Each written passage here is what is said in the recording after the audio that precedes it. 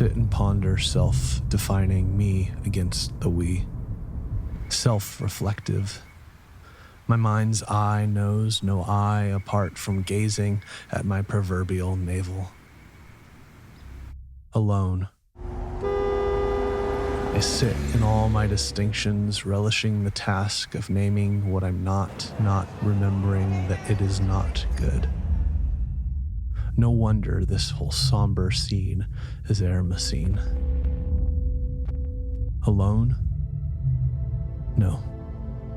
Good is ground and found in we, bone of bone, flesh of flesh, embodied in community. But what of me? Is the I lost and drowned in such a sea? Or is the I here clearly seen for what it is? A verb, a meshwork, a tethering of story and becoming. Well, good morning, everyone. How you doing? I come here from the Big Ten to welcome USC and UCLA to our family. And to my brother with a Cal hat on, I'm sorry. You are welcome here, but I guess not in the ACC. I don't understand what's happening, man. I don't know. Hey, I got two kids, a 15-year-old son named Emerson, and then our house is run by a 10-year-old daughter named Mercy. She doesn't know what that word means. She's like, no mercy all day. But we went to the zoo recently. I live in Chicago. Thanks for Cody Bellinger, Dodger fans. I'm sorry. I'm sorry. But I'll tell you this. I went to the zoo, and we've got in Chicago, we have two zoos. The real expensive one, which none of us go to, and then one that's in the city that's free. It's called the Lincoln Park Zoo. And in the Lincoln Park Zoo, they have a tiger.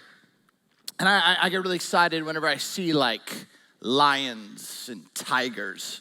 And I was so excited to go see this tiger at the Lincoln Park Zoo. And when I walked up to see this tiger, literally this is what the tiger was doing. Walking in a figure eight. And I'm like, man, this massive animal is absolutely bored out of its mind. Everywhere around it is lush and green, and there is just in this massive kind of cage a figure eight of this lion, of this tiger, just walking. And I sat there and I was like, I wonder how many of our lives feel like this. We just get up, we hit snooze. 7 minutes later, we get up again, and we go make coffee. And we just go through the same old rhythms, the same old routines. We feel all of the pressure, finances. We feel all of the pressure on our lives, on our homes. You just feel all of this pressure, and it's like we just do it again. We wake up, we do it again. We wake up, we do it again. We wake up, we do it again. You just have this moment where you just stop, and you're like, that's not what this tiger was created for. That's not what you were created for. And I think for some of us, what John said so beautifully is there is a moment where we just have to pause and almost just like look at our life. Look at the kind of man we're becoming, the kind of husband, the kind of father, the kind of friend, the kind of talmidim, which is Hebrew for disciple, the kind of leader that we are becoming. And there are these moments when we can step back and just say, where do I need to grow so that I can be everything that God intended for me to be?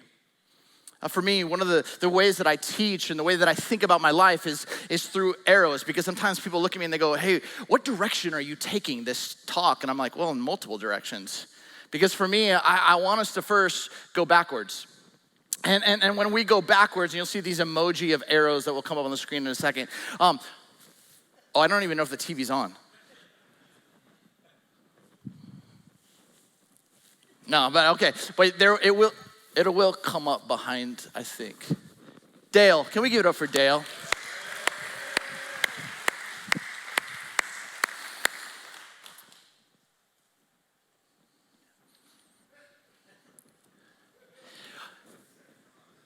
Oh, there we go. Yeah.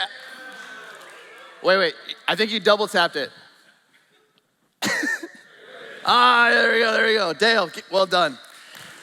Let's just be honest. The tech team and the volunteers are incredible. Can we give it up for them? Yeah. I think sometimes though we look at them like they're field goal kickers, right? And so every time someone misses a field goal, we're like, everyone just like, what? You know, but it's like they do so much. They're here super early, just killing it. All right, so here are these arrows. This is really, really important. I want you to see this because I think that we should go backwards. And that's through the text. We gotta know where we came from. We gotta know what the scriptures teach us so that we can go forward. And whenever we go forward, you have to understand that Christianity was never a solo sport. You gotta understand that this was always about doing life together. We go backwards so that we can go forwards, but we're always going upwards to pursue God's presence. Everywhere we go, God's already there. Whenever we look at a text, it ought to be, how is this helping me discover more of God's presence? And then we go inward, these two arrows, because we do our work. None of us have arrived. Have you ever seen Ruth Bell Graham's tombstone, Billy Graham's wife? It's amazing. It says her name, the date she was born, the date she died, and then underneath it says, end of construction. Thanks for your patience. It's unbelievable. What she's saying, construction completed.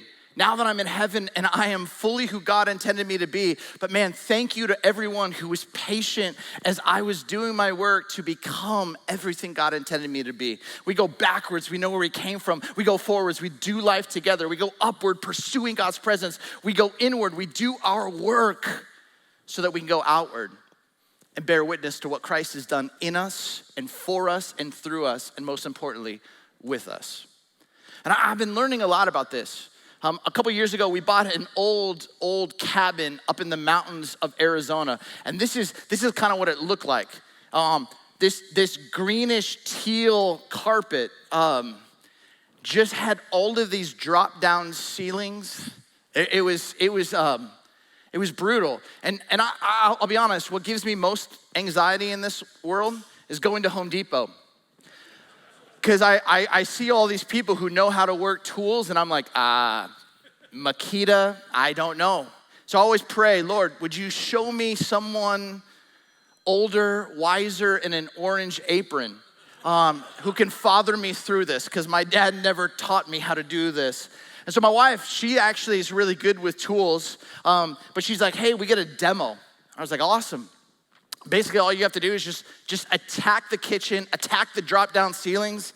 So I took a Sawzall and I just went to town. And I just started dropping stuff. And literally not very smart, but something happened as I was ripping all of this kitchen countertops out, and this teal carpet, and watching YouTube and Home Depot guys helping me and guiding me.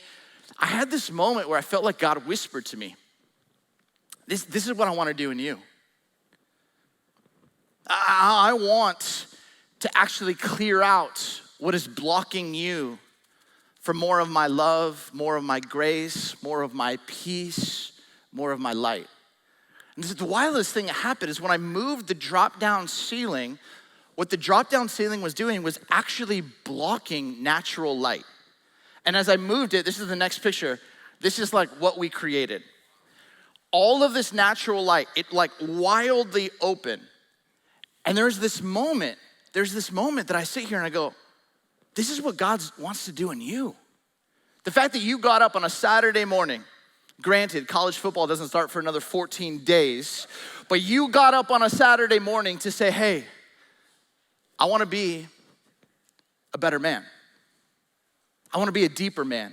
I wanna be a more honest man. I actually want to do something that like really helps me become everything God intended me to be. And it would be really, really easy to stay home. But you're here. And I want you to see something, a verse that has been so important to me as I think about this whole theme. We, not me, has been this verse from Hebrews chapter 9. We're gonna go backwards. And it says this, we have this hope, a sure and steadfast anchor of the soul. We have this hope. We have this relationship with Christ. We have this sense that what Christ wants to do in us and through us, we have this hope that he's not done with us. We have this hope that he actually is gonna help us become healthy men. And it serves as this anchor. Now, I don't know how many of you have ever like really seen an anchor. There's a massive one, but like I had this moment. I was out in Lake Michigan, and my buddy had a little boat, and we were out in Lake Michigan a couple summers ago, and he said, "Hey, would you throw out the anchor?" So I took the anchor, I saw it in the front of the boat, and I just started to like drop it, and I'm dropping it out, and I drop it, and the chain just starts going to the point where the chain actually wasn't connected to the boat. And the chain just went in, and I was like, dude, who has an anchor that doesn't connect the anchor to the boat? He's like, oh, bro, I'm so sorry. So we gotta dive in and try and get this anchor, the chain, which we don't get. And I'm sitting here and I'm like, man, that's fascinating. And got me wondering, it's amazing, like multi-million-dollar boats in the midst of a storm are choosing to trust an anchor. And if you go to the bottom of Lake Michigan, Lake Superior, you go to the bottom of the Pacific Ocean, the Atlantic Ocean, the Gulf of Mexico, you go to the bottom of the Indian Ocean, you go to the bottom of most lakes, you know what you will find? Anchors. Anchors. Anchors that didn't hold. And the reason they didn't hold is that they weren't connected. And I love what this writer in Hebrews is saying is that we have this hope, this sure and steadfast anchor for our soul. But here's the thing that I keep wondering, is I keep finding myself wondering, why is it in moments of stress, do I just drop the anchor and say whatever I want to say? Why is it in moments when all of a sudden my wife says something or my kids aren't doing what I want them to do it or the way that I want them to do it, I have this hope of a better way to live, and yet I just do what I want to do. Any of you relate to that? And you have this moment where you're like, why do I drop and disconnect myself from the actual hope I have to be the fullest expression of who God made me to be? A number of years ago, I had the privilege to sit with a man by the name of Dallas Willard. And I was asking Dallas about this. He was a former professor at USC. He passed a number of years ago, but one of the greatest spiritual minds that our world has ever known. And Dallas talked about the majority of the reason why many of us drop our anchor and stay disconnected from the sure and steadfast hope, because we don't have a vision. We don't have a vision for our life. Some of you know the vision for this church. Some of you know the vision for your business or your company. But I'm asking for your life. What's the vision that you have that like wakes you up in the morning and you're like, oh, this is the kind of person, the kind of husband, the kind of father, the kind of friend, the kind of Christ follower that I want to be? And Jesus in John 10, verse 10, many of you know it. He unpacks two visions from two different people. The first one is this: the thief comes to only steal, kill, and destroy. If there's an enemy, a deceiver, who's trying to steal your joy. And you gotta understand, steal, kill, and destroy. This is what Jesus is saying, is that the vision of the enemy is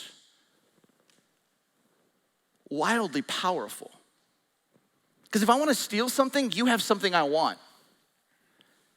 But if I'm gonna kill something, that means I just don't want it around. I want it to be done with. But in the original language, when you said I want it to be destroyed, you wanted there to be no lasting legacy that it ever existed. So there's an enemy that's not just trying to steal your joy, steal your patience. There's an enemy that's not just trying to kill your marriage, Kill your confidence, kill your trust in the Lord. There is an enemy that's trying to steal, kill, and destroy so that there is no lasting legacy that you were ever a man of integrity. But Jesus says, that's one vision. And then Jesus says, but I got one too. I have come that they may have life and have it to the full. And Jesus isn't saying this from a place of empty. He's saying this from a place of overflowing, brimming. And he's saying this in such a way that he's saying, I have come so that every one of you would be filled to the brim, knowing that who you are and whose you are and what you can become in me is possible. Now, let me just show you this list. Many of you know it, the fruit of the Spirit. These 9 fruits. Don't you think our world would be much better if it looked like this? You get on Facebook, there's typically no love.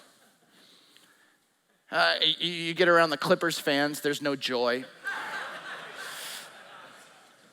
You know what I mean? Like you just go down the list: love, joy, peace, patience, kindness, goodness, faithfulness, gentleness, and self-control. And here's what I'm gonna try and do today. Is my hope in this first session. We're gonna do a first session, then we're gonna gather and have a time where we're gonna chop together, some of us leaders, and then I'll come back after an amazing meal and I'll get to share another session after that. But I want you to leave this first session with a vision that wakes you up. A vision that you just sit there and you go, man, this is what I'm trying to focus on in the next 90 days to 6 months for me in my spiritual development. And what I want you to do is I want you to think of those 9 and just love, joy, peace, patience, kindness, goodness, faithfulness, gentleness, and self-control. And I want you to just think, if there was one of those that you just needed a little bit more, not the one that you're already mastering or the one that you feel really easy at, but I'm saying, is there one of these 9 that you're like, man, I'm not doing too well with joy. I'm not doing too well with peace. I'm not doing too well with patience. We're gonna talk about this. Because Dallas taught me this phrase, VIM. Vision, intention, and means. And VIM is Latin for like vigor, the sense of becoming.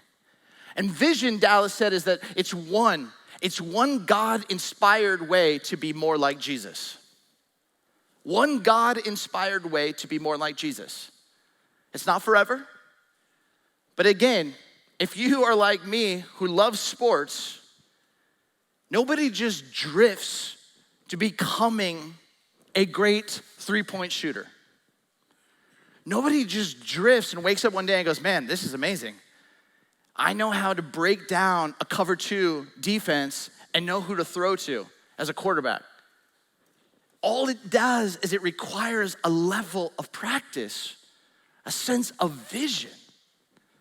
And what's amazing is for me, over the last couple years, I've had every 6-9 months or 90 days, these different visions that have come.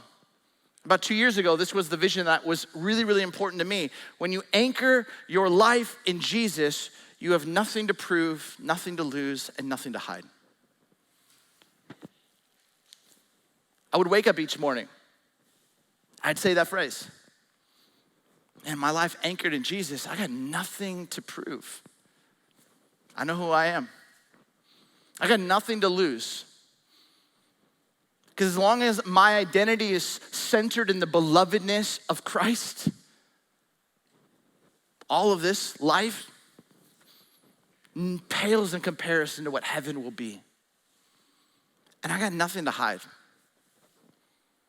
I'm not perfect. I'm far from it. I'm in process. But I need to try to man up, have some false machismo that I got it all together. I tried that. It doesn't work. And everyone sees through it these days. What I really began to recognize is, man, I gotta be someone who can be honest and human. And again, after this session, I want you to really think about what's a vision for your life. I'm gonna teach you and show you how to write it.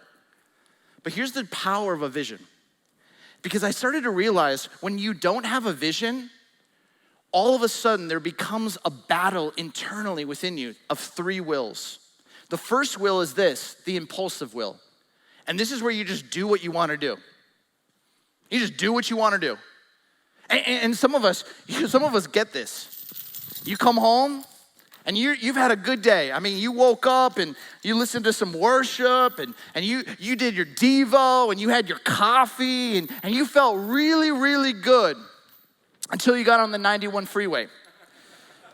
And all of a sudden, someone cuts you off and you were like, I'll just do what I want to do. I'm going to make that kid in that Toyota Corolla know who I am. I got a WACC bumper sticker on the back of my car, but it don't matter. I got to teach this kid a lesson, and you just drop the anchor. And the impulsive will takes over. The scriptures call this the flesh. You just do what you want to do.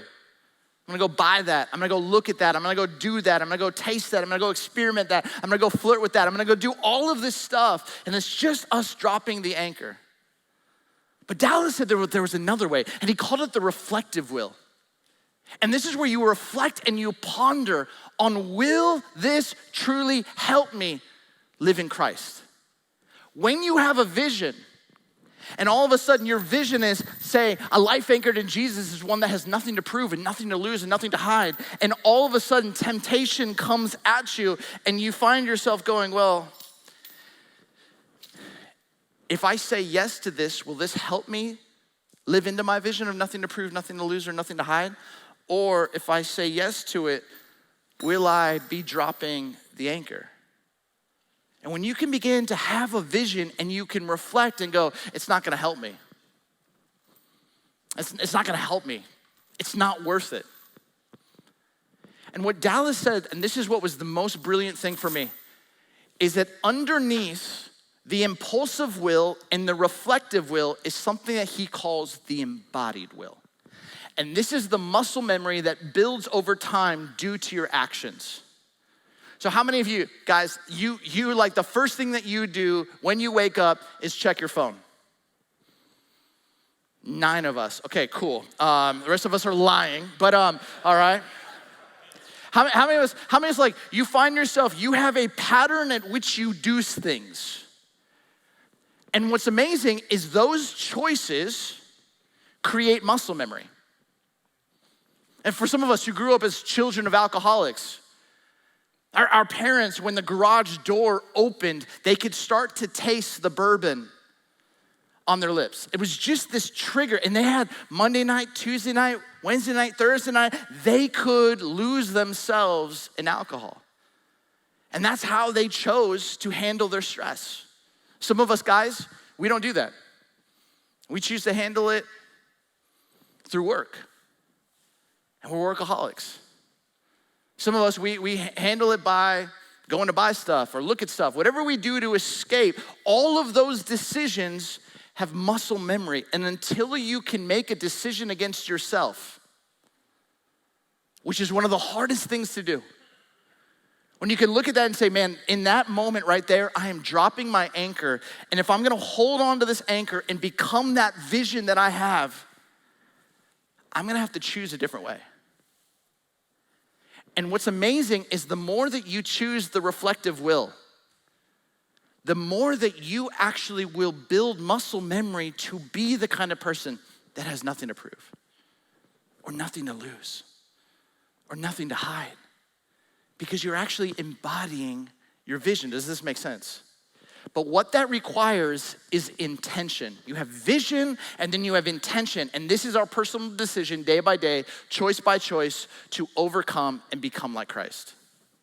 Every single day you have 35,000 choices. Do I want coffee this morning? Do I want cold brew? Do I want to add a shot of espresso and have a red eye? Do I want to buy massive amounts of calories from the Starbucks bakery? Yes, I do. If I'm John Riley, I don't, because he's healthy. But you start looking at this stuff and you make choices. Do I want to check my email before work? Do I want to do a devotional? Every single day we are choices and choices and choices and choices. And you have to understand that every other religion was basically, this is who God is, or their God is. But you know what's amazing about God is God actually put his image in us. He trusted us with his story. actually believing that the way that we choose to live our life will showcase to the world what God and Christ and the Spirit is really like. In Deuteronomy chapter 30, it says, I set before you life and death, blessings and curses. Now choose life. And the word choose is the word bahar. And it literally means what you choose, you boldly proclaim is the best possible way to live. Every choice you make matters because it doesn't just say something about you, it says something about how your God actually is. And when you begin to recognize, man, day by day I'm making choices, is it helping me become everything God intended me to be? Or am I actually escaping it and dropping my anchor? But the way Dallas says is that you have vision, you have intention, but the third word is means. And this is the specific method and practice to shape, form, and help you live out your vision. And this is what I had to learn. I grew up in Camarillo, California, Ventura County, 805. Went to school, Cal State Fullerton, Hope International. And ever since I was a kid, I wanted to play D1 basketball. That was my dream. I wanted to play at the University of Michigan. That wasn't gonna happen. I would go to UCLA basketball camps back in the heyday with Ty Sedney and the O'Bannon brothers. I loved basketball. And I remember leaving my first UCLA basketball camp. Jim Herrick was the coach. And somehow they decided, they thought it was a good idea to give kids a 5-page document about where their game actually was. And then at the very bottom, the coach predicted where you would play someday. So I remember getting this. Granted, I'm in 5th grade. I get this, and the coach has just destroyed my game. 5 pages. I start crying because I'm like, this guy's a dream killer. But here was the line at the very bottom. Where will Steve play? And it says, D3 or intramurals at a D1 school is his best hope. I was like, I'm never going to UCLA camp ever again. And I remember showing this to my dad, and my dad looked at this. And he was frustrated, I could tell, but I'll never forget what he did. He gets down on his knee, and he looks at me and goes, if you look at all of this, you're probably right. He's probably right. You're never gonna hit your goal. But do you have a vision? I was like, yeah, what's your vision? I wanna play D1 basketball. Well, that vision is gonna require some work.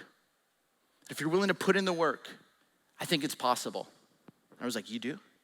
He's like, yeah, but let's break this thing down. And what he did was brilliant. He said, here's the first thing that we're gonna do. We're just gonna actually focus on first few months on dribbling with your left hand. And so the first few months, I just started working with my left hand. Everywhere I went, I had a racquetball, a tennis ball. I was that annoying kid just dribbling with my left hand. Then they said, I want you to work on court vision. And my dad took me, because our house was right next to the 101 freeway, he took me to the overpass and I would be dribbling. And he would be like, all right, fast lane, northbound, color and make of car. And I was like, white Honda Civic. He's like, awesome. Slow lane, southbound, make and model of car. I was like, white Honda Civic, because that's all people drive in California. And he starts just asking me, and I could just start to see. And I got to this point where I was working. I started going to the park, and I was that random kid, because my dad was like, you gotta get better at defense. And I could sit in a stance, I still can do it to this day, and I could sit and I just started working every day. Defense, defense, defense. My dad was like, if you can do all of this stuff, little by little, little by little, little by little, and then we can spend the rest of your life working on your jump shot because that is so broke. But everything else, we can make you better. And what my dad began to help me understand, and Dallas made sense of this to me, is we do this in so many areas of our life, but why not in our spiritual life? And nobody just drifts to being a person who's joyful. Nobody drifts to being a person who's filled with peace. Nobody drifts to being a person who's actually patient. And you gotta actually create specific methods and practices so that you can become this. And I know some of you are like, Steve, that sounds like work. I know there's that passage in the book of James that talks about work. Can I just tell you one thing? At grace, this is Dallas Willard's quote, grace is opposed to earning, but never opposed to effort. To get grace into every atom and molecule of our being, it requires a level of effort of showing up. You had effort to get here, but you can't earn your salvation and you can't earn grace, but it does require a level of effort to become the kind of person. Vision, intention means. What's your vision? And this is what I really want you to think about. A life anchored in Jesus. I just want you to start with that line. A life anchored in Jesus. If you got to pull out your phone, write it in the notes, or write yourself an email, I want you to come up with this. Because this is something that when you get tempted, because here, again, the enemy wants to steal, kill, and destroy. The enemy just wants you to be that tiger that walks in this kind of figure eight that is just bored with your life, and you're just like, oh my goodness, I'm just doing it again. I'm just going through the rhythms. I'm just going through the motions. This is what the enemy wants. But until we actually have that moment where we wake up and go, man, there's a better life in front of me, a life to the full. So just write down, a life anchored in Jesus, just starts there. Now I wanna show you these 9 words again. Love, joy, peace, patience, kindness, goodness, faithfulness, gentleness, and self-control. I want you to pick one of those words right now. One of those words that you're like, man, I just need to grow in, okay? I just need to grow in. So how many of you are like, just show of hands, how many of you are like, I gotta grow in love? Show of hands, okay? A few of you. How many of you are like joy? I gotta grow in joy. Yeah. How many of you are gonna grow in just peace? Yeah. How many of you are gonna grow in patience? You're like, right there. Just like not even patient with your hand raising. Well done. How many of you are like, I gotta grow in kindness? And just, kindness isn't being nice. What kindness is, it's slowing your brain down. And instead of expecting someone to behave or act the way you want them to be, kindness is actually going so slow that you can get curious and go, why are they making those decisions? And just to be able to walk with them and to help them go a different way. Goodness. How many of you are like goodness? I just want to be about goodness. How many of you are faithfulness? I just want to stay faithful. I'm just tired of dropping the anchor. How many are gentleness? Gentle with self, gentle with others. And how many are like me in self-control? Yeah. So now you have this word. And what if you could fast forward 90 days, 6 months, and you could actually bear this fruit in your life? You actually had a life where it was so anchored in Jesus that your wife or your kids or your coworkers would be like, what happened to you? You're actually peaceful. Like, what has happened in your life that you are someone who has self-control now? What is going on that you're actually filled with a sense of peace when you used to be so anxious or stressed? And here's the thing. Every one of these, there's a reason why you decided that word. Maybe it's anxiety for peace. Or maybe it's that impulsive will is just taking over. Maybe that faithfulness, man, I'm just people pleasing. But when you can actually say, hey, a life anchored in Jesus is one that chooses peace over worry. And then you have to ask yourself, well, how am I gonna practice that? Think back to my dad. How am I gonna work on that left hand? What's the practice? What's the thing that you're gonna put? Because nobody drifts to being patient. If you chose patience, and I did this once for a whole 3 months, I'd be at the grocery store and I was trying to grow in patience and I was like, all right, I'm gonna choose the longest line every time. It killed my soul.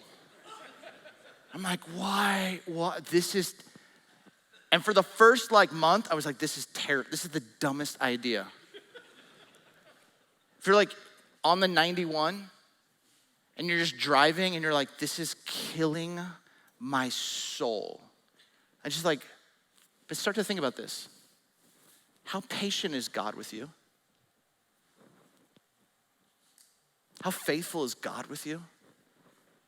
How much self-control does God have with you? How gentle is God with you?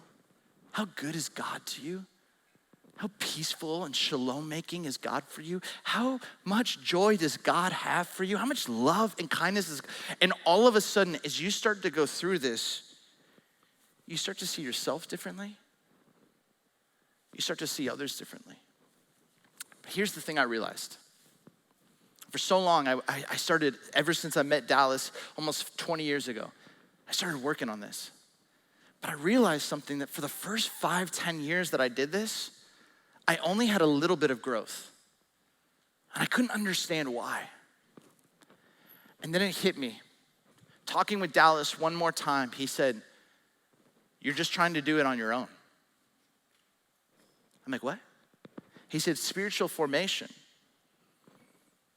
always requires other people in your life. And I think that for many of us in this space, some of us, we get up, make our coffee, we read our Bible by ourselves. It's just me and God. And I have to be honest, I think the church in the last 100 years, in kind of this reaction to how churches had become all about rules and commands and laws, and God felt so distant, they made God so personal, and it's beautiful. Jesus cares and knows every single one of us, but there was a dark side to it, is it basically just said, it's me and God. I don't need anybody else. And so many of us have been doing Christianity as a solo sport. And it doesn't work that way. And this whole series that we're in as a church here at WACC it's we, not me. I remember I had a dear friend, and he went to AA. For 29 years, he was sober, but he still went. Every single Monday, every single Wednesday, every single Friday, he went. And I asked him one day, I said, bro, like, you haven't had a drink in 29 years. Why do you keep going?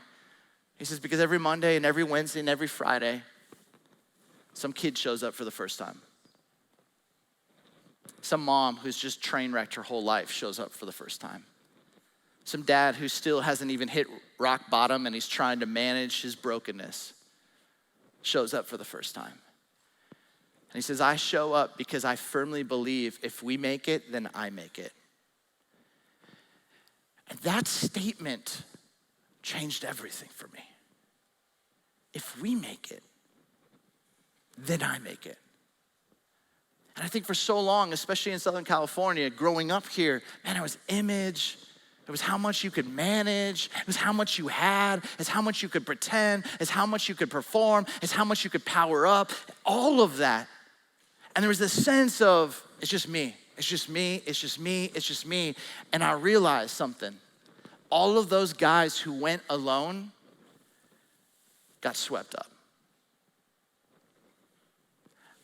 And the lie of the enemy to steal, kill, and destroy some of these amazing men was that they went at this faith thing alone. And I know some of you are like, but Steve, I'm an introvert. Awesome. So am I, really. I'm not asking you to like know everybody, but I'm asking you to open up your life to a few dudes. Letting people see the real you. I go back to these directions, and I think for every one of us, what are you reading right now in the text? I gotta go backwards. Who are you going forward with? We gotta do this together, because by going backwards and going forward with other guys, you will go upwards and experience more of God's presence than you can by yourself. And as you pursue God's presence, he's gonna show you places where you need to grow. And that's where your vision, your intention, your means, you're gonna go like, I'm do my work so I can be formed and shaped. My dudes are doing their work and we are growing so that when we go outward, we are actually bearing witness to the power of God at work in us. Does this make sense? But I think about power. I think about one day leaving church. I leave church and I have this moment where this dude sees me and he reaches into his pocket. I can see him. He's probably like 6 rows from us. And I see him in the parking lot, and he reaches in his pocket and he throws me some keys. And I catch him. And it's his Ferrari Spider on it. So what do? I reach in my pocket and I throw him some keys of a 1999 Honda Civic. I was like, fair trade, bro. And I'm like, dude, when did you get this? He's like, I just got it. It's bright yellow, V12, almost 800 horsepower. It goes 0 to 60 in less than 3 seconds. And he goes, hey, bro, take it for a weekend. I'm like, hey, dude, I don't need like a Preachers and Ferraris like Instagram account. Like, I don't need it. He's like, no, bro, just take it, man. Your son will love it. I'm like, you're gonna take my Cheerio-infested Honda Civic? He's like, yeah, I'll take it. I'm like, okay. So he shows me how to drive it. You control the Ferrari all on the steering wheel. So I sit in this thing, I turn it on, the whole thing is like, the power of this thing. I put it in reverse, I start driving it, I'm going like 9 miles per hour tops. Car's worth more than my life. My phone starts ringing, and I know you can't talk on the cell phone, and it's my buddy, Jerry, and I'm like, Jerry, I'm not gonna pick up. And he's following me. I see in the rearview mirror, he's following me in my Civic, and he keeps calling. And so finally I just put it on speaker. He's like, hey, you know what you're driving? I'm like, yeah, man, I know. Dude, you're wealthy. You have a Ferrari, cool. He's like, no, you are driving a V12, 800 horsepower. It is supercharged. It goes 0 to 60 in less than 3 seconds. Hits the gas, Sally. And I was like, yes, Lord. And I hit the gas and my intestines went up and I like caught them. I had never experienced that kind of power. Later that day, I'm journaling and I feel as if God said to me, you know the same power that raised my son from the grave is within you? You are powered by Easter Sunday resurrection power. And why are you living your one and only life like it's a V2 gerbil charged, Cheerio infested white Honda Civic? I was like, man. And what's amazing is the power that is in this room, the power that we have connected to Christ. It's unreal.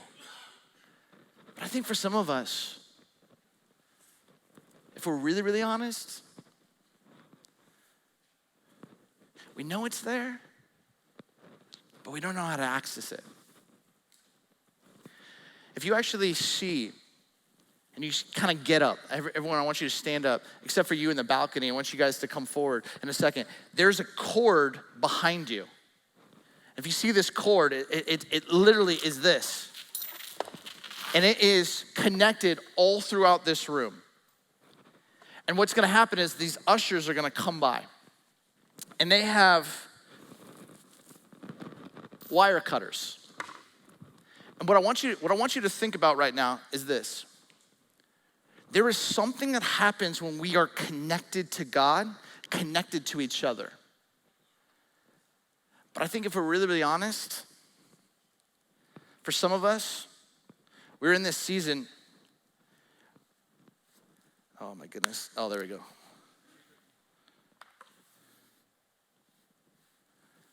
Where this is like our life. We feel this sense of just being profoundly disconnected.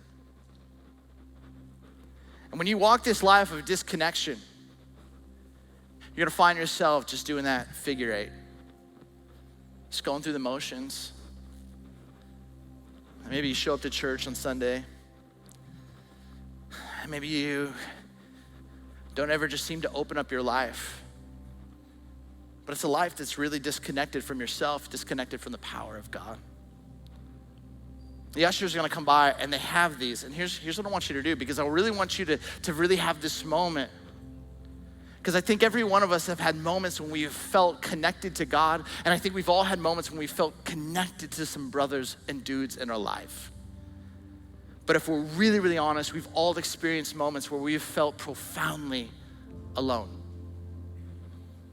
disconnected. And maybe some of you guys right now, you're feeling this. Maybe you came here and you're like, man, God, I'm gonna give you one more shot. Because I know that in my life, there's more at stake. There's more possibility than what this life is offering. And what I want you to do is I want you just to grab those cutters. Where, Chris, do you see, you got it, everyone's got them? All right, what I want you to do, and they're gonna rip up these kind of like tape and cords. And I want you to like grab the cutters and I want you just to cut a little portion of this. And I want you to just to keep this with you because I want you to know that this was never meant to be our life.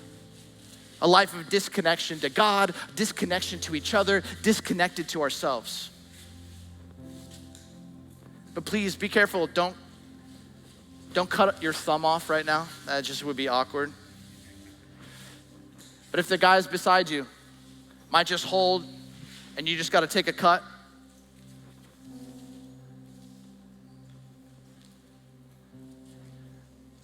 Yeah, you can hold that.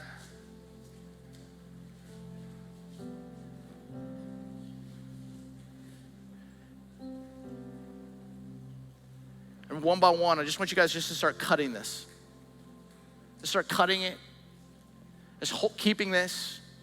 And over the next couple sessions, we're gonna talk about this because I think what God wants to do in this space, what God wants to do with us, is to connect us together. To have us to be the kind of church, the kind of men, the kind of leaders that aren't just me and God, that aren't just living disconnected from the potential resurrection power that God has for us, but to actually live this life.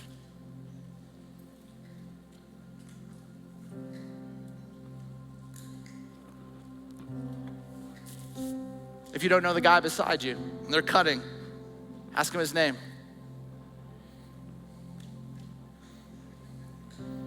If he's a Laker fan, pray for him.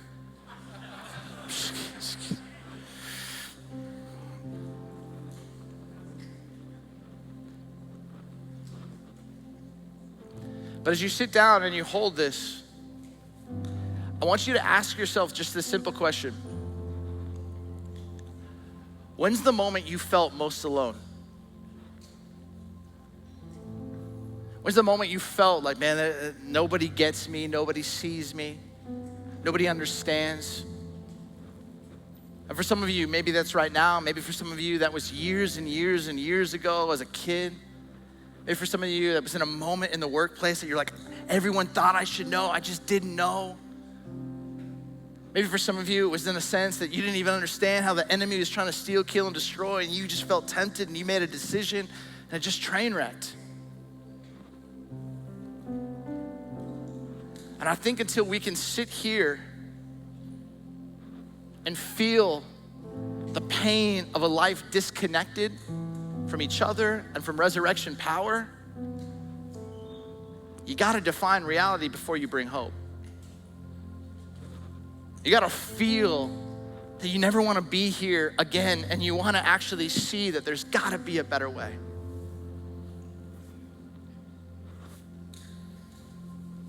For me, I grew up, my parents, I was the only child. My parents were constantly working, hustling. Every night, I ate by myself except one night a week. Frozen meals. I just sat at a table. And I would take these frozen meals and I would take a fork and I would stab it 4 times. Put it in the microwave. Watch it go for 3 minutes, stab it 4 more times, put it back in for 2 minutes, grab some scissors, cut it, put it on a plate, pour a can of Sprite or Dr. Pepper, go sit by myself. And I would imagine other families. And I started to live in my head. And then you get married. And you have a wife who's like trying to talk to you, and all you've ever known is how to eat by yourself. Or being alone was just what I did. And all of a sudden, these areas in me that I realized, gosh, whether through osmosis, through my childhood, whatever, I just had spaces that I needed to grow if I was ever gonna be emotionally intimate with my wife. If I ever was gonna be honest with God. If I ever was gonna be honest with some other dudes in my life. And my hope is as you walk through this, yes, you get a vision, but also you begin to discover what God's desire is for each one of us. It's not to do this alone. It's not me and God. It's we before me, and it's we and us with Christ. God, I pray right now that even as we hold this power line just cut off, and for some of us, we can just imagine a moment where we felt cut off, maybe from another group of guys, maybe cut off from our spouse, maybe cut off from a family member, maybe just cut off. Maybe even some of us have felt cut off at times from you, God, like you don't see us, you're not with us. And we know you are. Sometimes we just don't feel it. But God, I'm praying that you would do something on the remaining time. That we would make decisions against ourselves. That we lead with vulnerability. We lead with transparency. We lead with integrity. Not with perfection or pleasing or performing or powering up or pretending, but we lead in a way that allows us to experience what you have for us. I pray that you'd bless these guys, keep them, be gracious to them, and that God, as we just are even just getting started with this men's conference, I pray that you would surprise every one of these men here with what you want to do in them and through them and with them and for them. We love you, God, and all God's people said, amen, amen.